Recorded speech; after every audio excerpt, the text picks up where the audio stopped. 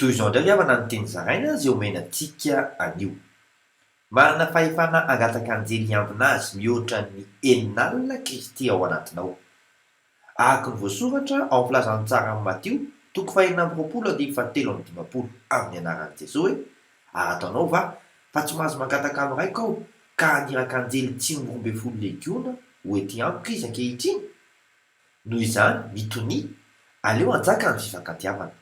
Araka ny voasoratra ao Petera 1:4-9 amin'ny anaran'i Jesosy hoe: ary mihoatra amin'ny zavatra rehetra mifankatiava tsara, fa ny fitiavana manarona fahotana maro. Mahireza, ahakaraky ny atsam-panao ny haben'ny fitiavan'Andriamanitra anao no hitiavy ny hafa e. Mavaka isika. Raha eo, matoy aho toy izao, dia noho ny famindraponao sy ny fitiavanao ahy.